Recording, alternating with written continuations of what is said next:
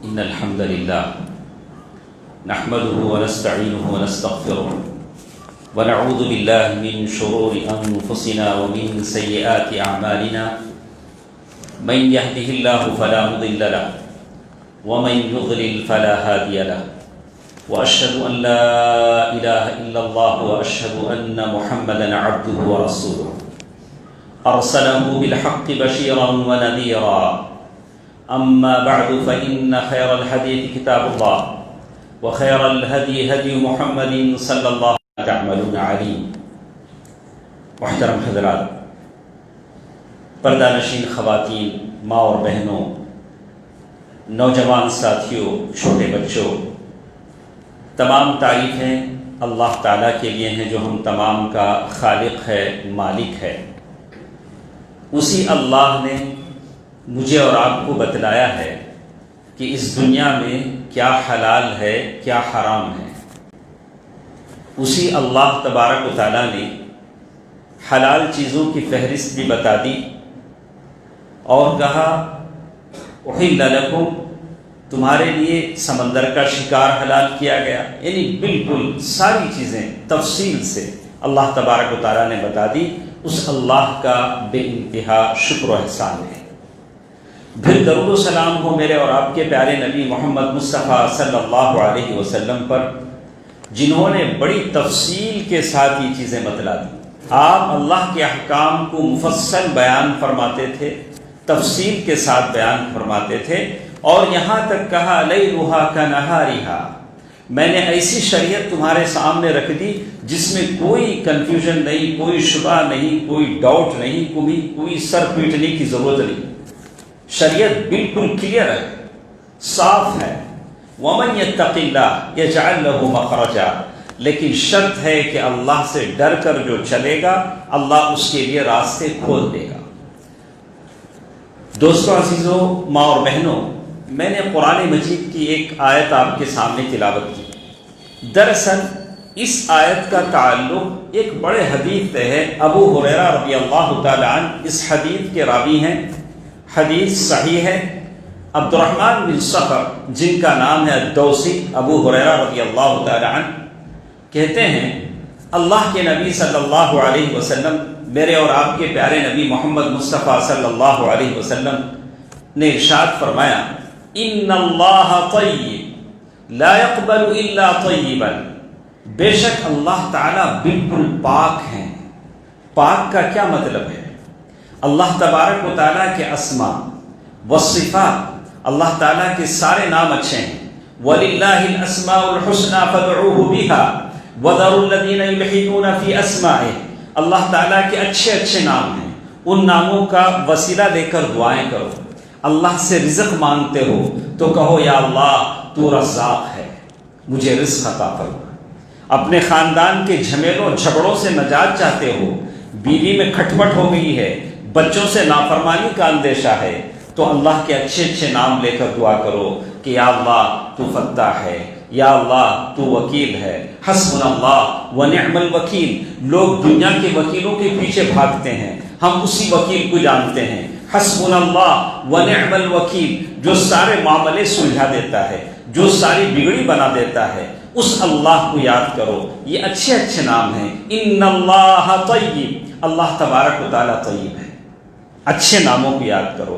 وَلِلَّهِ الْأَسْمَاءُ الْحُسْنَى، اللہ تعالیٰ کی جو صفات ہیں تمام صفات بالکل کامل ہیں، اس میں کسی طرح کا کوئی نقص نہیں ہے. ان چیزوں کو یاد کرو، ان کو سمجھو، ان کے تقاضوں کو پورا کرنے کی کوشش کرو. لا يقبل الا طیبا، اللہ تبارک و تعالیٰ صرف حلال چیز ہی کو قبول کرتا ہے. ایسا نہیں ہوگا کہ میں حرام ذرائع سے مال کما لوں، لوگوں پر ظلم و جور زبردستی کر کے میں مال کما لوں، اپنی بہنوں کو اپنے بھائیوں کو وراثت سے محروم کر کے ان کی جگہ ہتھیا لوں، گھر پر سارا قبضہ کر لوں. ایسے ہی ہوتا ہے. باپ مر جاتا ہے، اکیلا بیٹا ہے، سارا گھر پر قبضہ کیا ہوا ہے، بہنوں کو حصہ نہیں دیتا، بلا کہ میں کیا کروں، میں کچھ نہیں کر سکتا. سبحان اللہ، یہ حرام ہے، یہ حرام ہے. اللہ کے نبی صلی اللہ علیہ وسلم کے صحابی مغیرہ بن شعبہ رضی اللہ تعالیٰ عنہ اللہ کے نبی صلی اللہ علیہ وسلم کے پاس آتے ہیں. جاہلیت کے زمانے میں اپنے ساتھ جتنے لوگ تھے قبیلہ اسلم کے کچھ لوگوں کو انہوں نے قتل کر دیا، ان کا سارا مال لوٹ کر اللہ کے نبی صلی اللہ علیہ وسلم کے پاس پہنچ گئے، اسلام لا لیا۔ اللہ کے نبی صلی اللہ علیہ وسلم نے کیا کیا؟ دیکھو تمہارا اسلام ہم قبول کر لیتے ہیں، البتہ یہ جو مال ہے یہ لوٹ کا مال ہے، اس کو ہم قبول نہیں کریں گے۔ اللہ اکبر۔ تو معلوم یہ ہوتا ہے کہ 100 چوہے کھا کے بلی حج کو چلی والا جو معاملہ ہے، اس سے بچنے کی کوشش کریں۔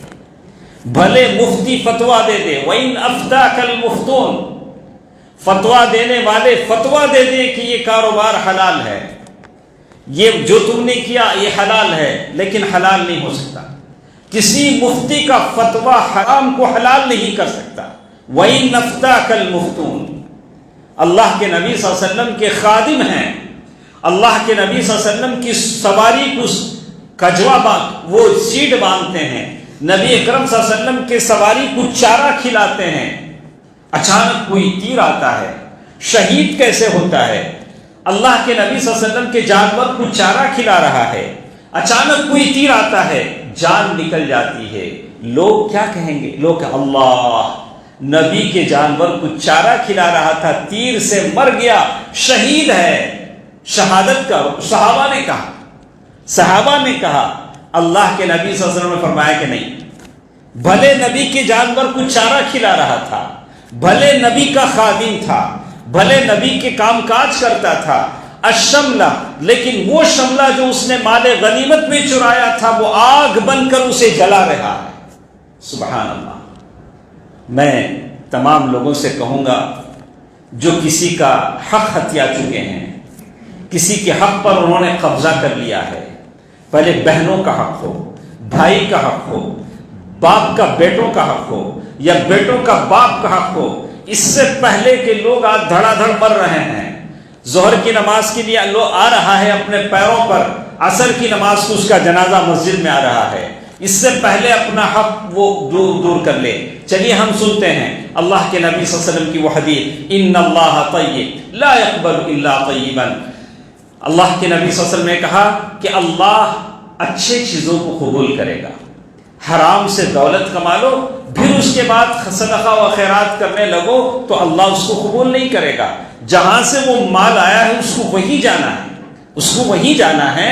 جیسے سارے ہیں خوب مال کما لیا، اب عمرے حج پتہ نہیں خیرات لنگر پتہ نہیں کیا کیا لگانے لگے، بولا کہ اب میں بہت اچھا ہو گیا، تو ایک اور 100 چوہے کہا کہ بلی حج کو چلے، بولا کہ یہ چیز نہیں ہے، کہا کہ لا يقبل الا طیبا۔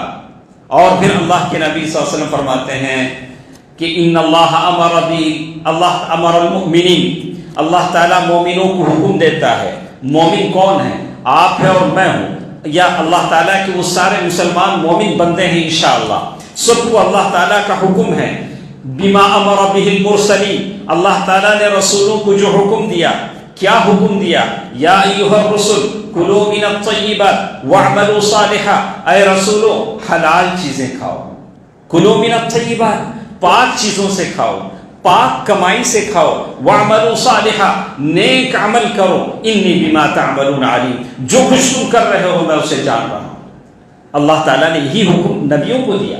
وَلَقَدْ، اسی لیے کفار قریش اللہ کے نبی صلی اللہ علیہ وسلم کے بارے میں کہتے تھے مَا لِهَذَا الرَّسُولِ يَأْكُلُ الطَّعَامَ وَيَمْشِي فِي الْأَسْوَاقِ، یہ کیسے رسول ہے جو کھانا کھاتا ہے، بازاروں میں گھوم پھر کر تجارتیں کرتا ہے۔ کبھی اونٹ کی تجارت نبی نے کی، اللہ کے نبی صلی اللہ علیہ وسلم بازاروں میں تجارت کرتے تھے، اللہ کے نبی صلی اللہ علیہ وسلم لوگوں کی بھیک پر نہیں جیتے تھے، تحفے تحائف آ جاتے تھے، کبھی کسی نے کٹورا دودھ دے دیا تحفے کے طور پر، نبی نے پی لیا، اپنی بیویوں کو پلا دیا کٹورا دودھ، سبحان اللہ۔ تو بات یہ کہی گئی نیک حلال کاروبار کرو، حلال چیزوں سے کمائی کرو، حلال چیزیں کھاؤ، کلوا من الطیبات واعملوا صالحا۔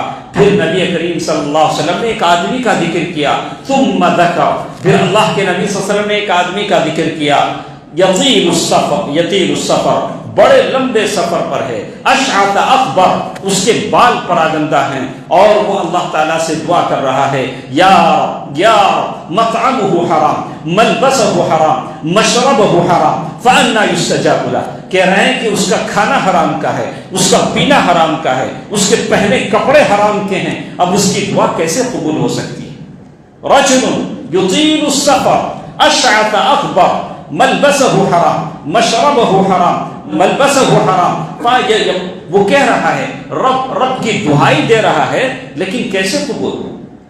میں سوچتا ہوں کبھی آپ نے بھی سوچا ہوگا کہ ہمارے جو باپ یا دادا نانا جو کمائی کرتے تھے بالکل مختصر سی تنخواہ ہوتی تھی، سارا کنبہ قبیلہ جیتا تھا، گھر میں آج کی طرح فیملی پلاننگ والے بچے نہیں ہوتے تھے، 12 10 بچے ہوتے تھے۔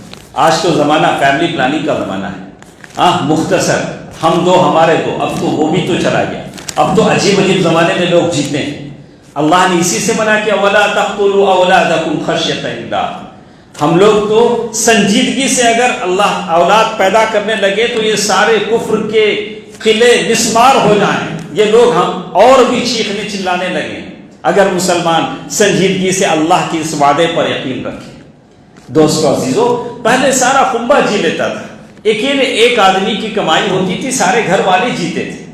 آج سارے گھر والے کما رہے ہیں، ماں باپ کو دیکھنے سے گریز کر رہے ہیں، ارے یہ دونوں کیوں نہیں کماتے ہیں؟ اب تو سوچ لیں 80 سال کا بوڑھا بھی جا کر کمائی کرے، اولاد یہی سوچتی ہے میرا باپ 80 سال کا کیوں بیٹا ہے، میری ماں کیوں بیٹی ہے، جبکہ سارے گھر والے کماتے ہیں۔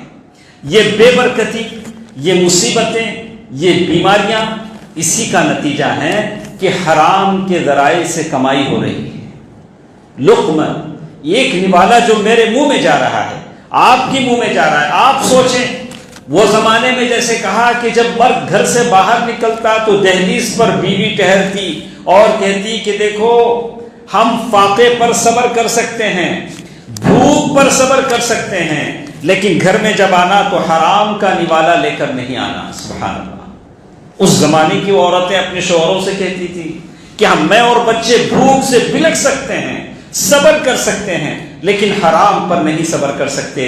ایک لمبی حدیث ہے جو میں نے آپ کے سامنے کہی۔ تو آج لاک ڈاؤن کے زمانے کے بعد جب ہر طرف ایک طرح کا قحط کا ایک عجیب رونما سما ہے، تو ہم کو احساس کرنا چاہیے کہ ہماری جو دعائیں ہیں، اللہ کے نبی صلی اللہ علیہ وسلم نے بہت سارے لوگوں سے کہا گیا کہ ہماری دعائیں قبول نہیں ہوتی، ہم بہت سارے لوگوں کے حق میں دعائیں قبول کر رہے ہیں۔ جب بھی انتخابات آتے ہیں ہم اللہ سے دعا کرتے ہیں یا اللہ ان انتخابات میں ظالم حکمران نہ آئے، کوئی اچھا آدمی آئے، لیکن ایسا ہوتا نہیں، ایسا ہوتا نہیں۔ بیماری سے اٹھانے جانے کے لیے میں دعا کر رہا ہوں، آپ دعا کر رہے ہیں کہ یہ بیماری، یہ وبا، یہ وبا ختم ہو جائے، لیکن مسجدیں بھری ہیں، لوگ دعائیں کر رہے ہیں، گڑ گڑا رہے ہیں، لیکن ہوتا کیوں نہیں؟ ہوتا اس لیے نہیں ہے اطب مطعمک تکن مستجاب الدعوہ، یہ کہا گیا کہ تم اپنے کھانے کو حلال بناؤ، تمہاری دعا قبول ہوگی۔ کلیئر بات، کوئی کنفیوژن نہیں، سیدھی سیدھی بات۔ اطب مطعمک، تم جو کھانا کھا رہے ہو، تمہارا جو نوالا ہے، تمہارے دسترخوان پر جو سج رہا ہے، اسے دیکھو کہ یہ کہاں سے آیا ہے، اس میں کہیں حرام کی کوئی آمیزش نہیں۔ کیسے دیکھوں؟ ویسے دیکھو جیسے ابو بکر صدیق رضی اللہ تعالیٰ عنہ نے دیکھا تھا۔ وہ کاہن غلام، وہ کاہن نوکر جو ابو بکر صدیق رضی اللہ تعالیٰ عنہ کے پاس آیا اور اس نے کوئی شیرنی مٹھائی خلیفہ راشد کے سامنے پیش کی، ابو بکر صدیق رضی اللہ عنہ کھا لیے۔ کھانے کے بعد انہوں نے کہا کہ امیر المؤمنین آپ ہمیشہ پوچھتے ہیں، لیکن اس مرتبہ آپ نے نہیں پوچھا کہ میں نے یہ کہاں سے لایا۔ ابو بکر صدیق رضی اللہ تعالیٰ نے پوچھا کہ یہ کہاں سے آیا، شیرنی کہاں سے آئی، یہ مٹھائی کہاں سے آئی؟ اس نے کہا کہ میں جاہلیت کے زمانے میں میں نے کسی کی کہانت کر دی تھی، فارچون ٹیلر، کہا کہ وہ جو کہانی بولتے ہیں وہاں جوتشی ہیں، آپ نے دیکھا ہوگا ادھر ادھر لوگ بیٹھے رہتے ہیں، کہا کہ میں نے وہ کر دی تھی اور مجھے کہانت آتی نہیں تھی، جھوٹ موٹ ہی بولتا تھا۔ اب کس کو آتا ہے؟ یہ سارے سب جھوٹ ہی تو بولتے ہیں، میں جھوٹ موٹ کی میں نے بولا اور وہ آج مجھے راستے میں ملا، شاید میری جھوٹی باتیں صحیح ہو گئی، اس نے مجھے اجر کے طور پر یہ دیا. یہ جو شیرنی ہے اس کا معاوضہ ہے، بدلہ ہے جو اس نے دیا، میں لایا اور آپ کھا گئے. کیا کیا یار غار نے؟ صدیق ابوبکر صدیق رضی اللہ تعالی عنہ نے، جن کے لیے کہا گیا جن کو جنت کے اکثر دروازوں سے بلایا جائے گا، اور وہ ابوبکر صدیق رضی اللہ تعالی عنہ جن کے بارے میں اللہ کے نبی صلی اللہ علیہ وسلم نے کہا کہ مسجد کی طرف کھلنے والے سارے دروازے بند کر دیے جائیں الا خوخۃ ابی بکر، سوائے ابو بکر کے دروازوں کی. اور اللہ کے نبی صلی اللہ علیہ وسلم سے لوگوں نے پوچھا کہ اللہ کے نبی صلی اللہ علیہ وسلم مردوں میں سب سے زیادہ محبوب آپ کی نظر میں کون ہے؟ تو کہا کہ ابو بکر رضی اللہ عنہ. ایسے ابو بکر نے کیا کیا؟ اپنے منہ میں انگلی ڈالا، وخال یعنی اس کو نکالتے رہے اور نکالتے رہے یہاں تک کہ ایسا لگنے لگا کہ جان نکل نہ جائے. کہا کہ اگر اس کوشش میں میری جان بھی نکل جاتی تو میں اس کو گوارا کر لیتا. سبحان اللہ. دوستو عزیزو، آج مجھے اور آپ یہی دیکھنا ہے کہ اللہ تبارک و تعالیٰ نے جو چیزیں حلال کی ہیں ان چیزوں کو ہم تلاش کریں. لیکن ایک بات میں بتا دوں کہ حلال کمائی صبر چاہتی ہے. حلال کمائی آدمی کے لیے صبر چاہتی ہے. بے صبرے ہو کر آپ اگر یہ چاہیں تو اس طرح سے میں ترقی کر جاؤں تو آدمی کے لیے مشکل ہے. اس لیے کہ اللہ تبارک و تعالیٰ نے حلال کی جو لسٹ بتلائی ہے وہ بہت لمبی ہے، حرام کی لسٹ بہت مختصر ہے.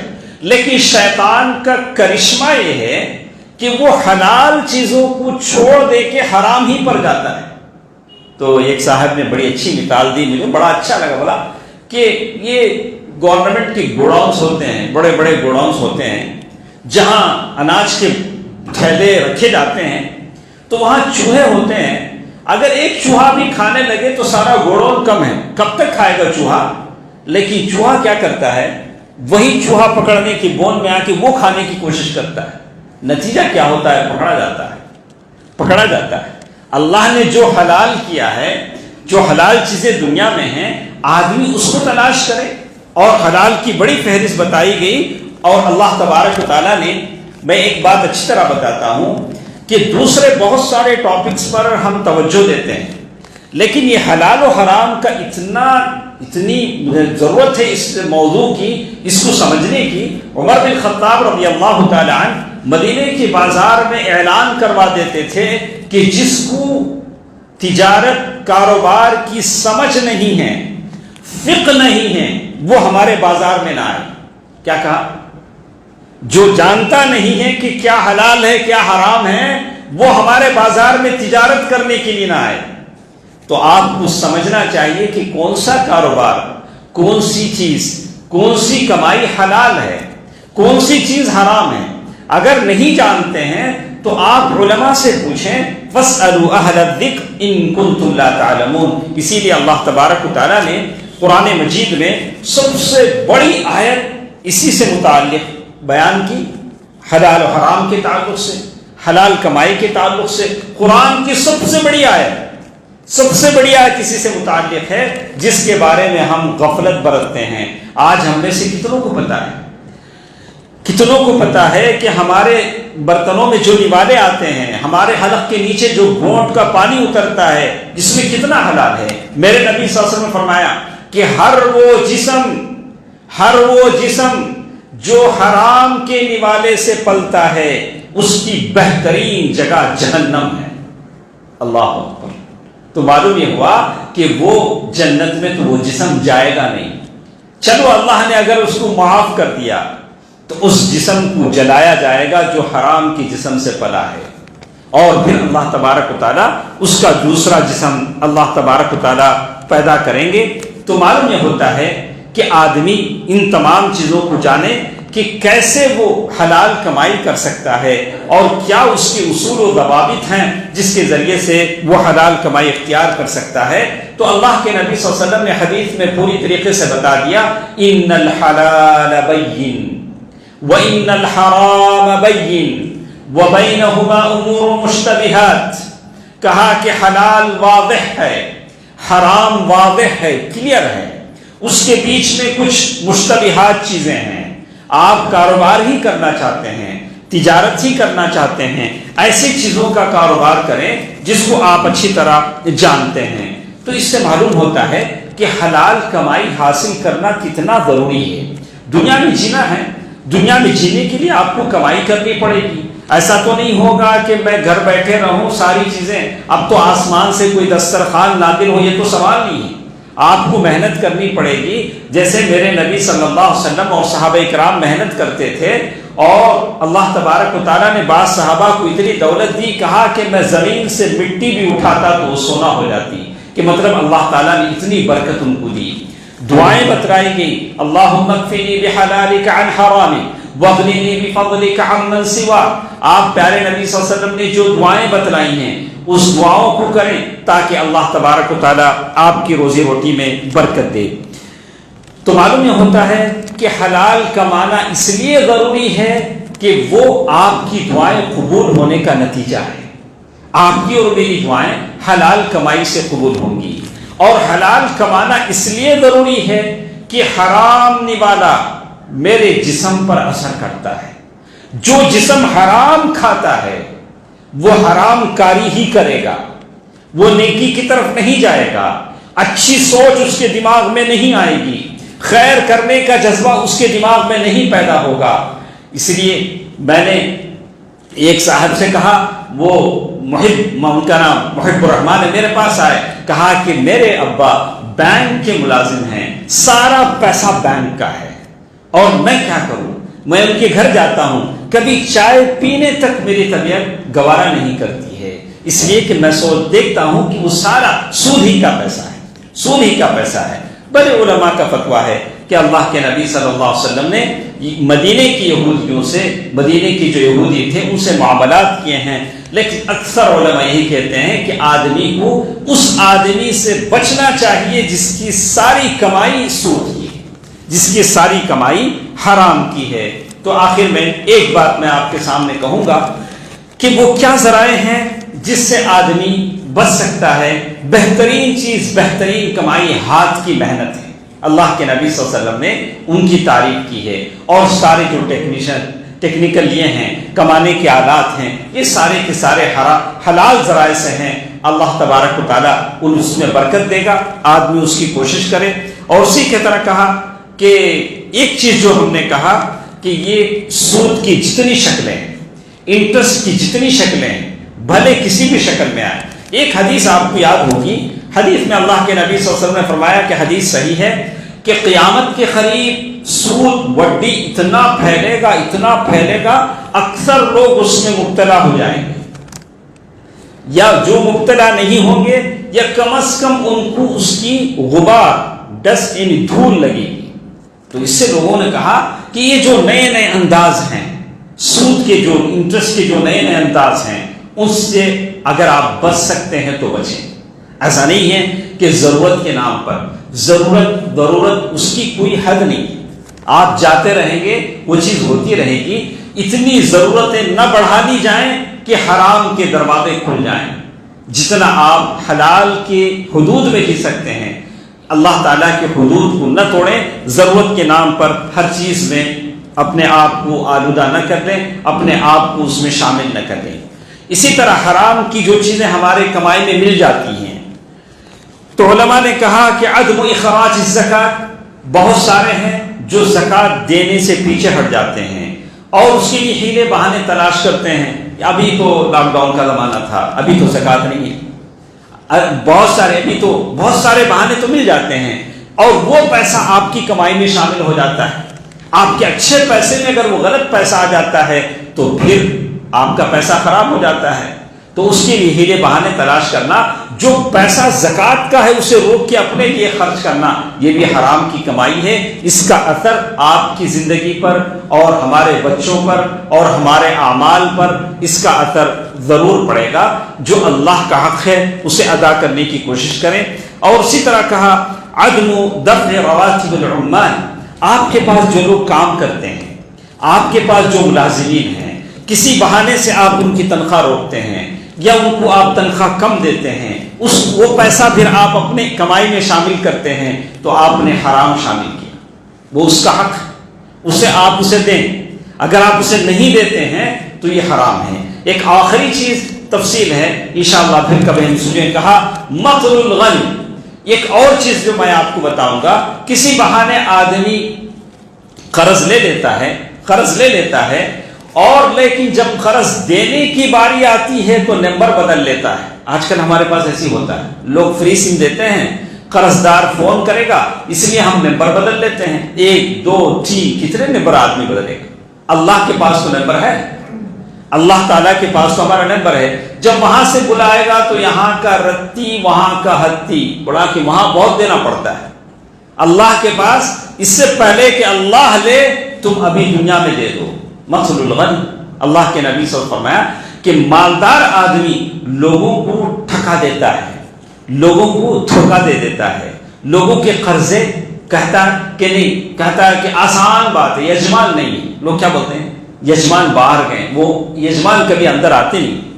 لوگ ایسے ہی لوگوں کا قرضہ کیا کرتے ہیں, یہ کرتے ہیں اور اس سے بچنے کی کوشش کرتے ہیں. میرے نبی صلی اللہ علیہ وسلم نے ایسے لوگوں کی جنازہ نہیں پڑھائی جو قرض دار تھے, جب تک کہ کسی نے قرضے کی ذمہ داری نہیں لے لی کہ اے اللہ کے نبی صلی اللہ علیہ وسلم میں یہ قرض ادا کروں گا, میں یہ قرض ادا کروں گا. دوستو عزیزو, ماں اور بہنوں, میری آپ تمام سے اتنی سی بات ہے کہ ہم اللہ تعالیٰ نے جو حلال راستے ہمارے لیے بنائے ہیں بہت زیادہ ہیں, ان چیزوں کو تلاش کریں اور اپنی ہر نوالے پر غور کریں کہ کہیں اس کا اثر میری زندگی میں, میرے بچوں پر, میرے اعمال پر نہ پڑے, اس لیے کہ یہ میری دعاؤں کی مقبولیت کا سبب ہے. میرا نوالا حلال ہے تو اللہ تعالیٰ میری دعا ضرور قبول کریں گے.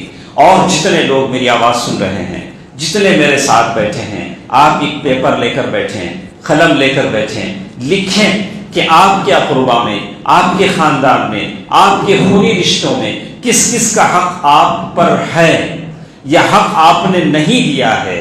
آج ہی فیصلہ کریں کہ اس سے پہلے کہ اللہ تعالیٰ کی طرف سے بلاوا آ جائے ہم ہر ایک کا حق ادا کر دیں تاکہ اللہ تعالیٰ کے پاس ہماری پکڑ نہ ہو. اللہ تبارک و تعالیٰ مجھے اور آپ کو اس کی توفیق دے. اللہ تعالیٰ جتنے بیمار ہیں اللہ تعالیٰ مجھے شفا یابی عطا فرمائے, شفا کلیہ عطا فرمائے, شفا عاجلہ عطا فرمائے. یا اللہ عالم اسلام کے تمام مسلمانوں پر رحم فرما. یا اللہ جہاں جہاں مسلمان پریشان ہیں یا اللہ ان کی پریشانی کو دور فرما. یا اللہ وہ مسلمان جو تیرے دین پر قائم ہیں, ظالموں سے ظلم سہ رہے ہیں, یا اللہ ان تمام مسلمانوں کی مدد فرما. یا اللہ ان کی غیبی مدد فرما. یا اللہ تمام مسلمانوں کو غلبہ شان و شوکت فرما. آمین. صدق اللہ العلی العظیم ونفعني وإياكم بالآيات والذكر الحكيم إنه تعالى جواد ملك كريم الرؤوف الرحيم.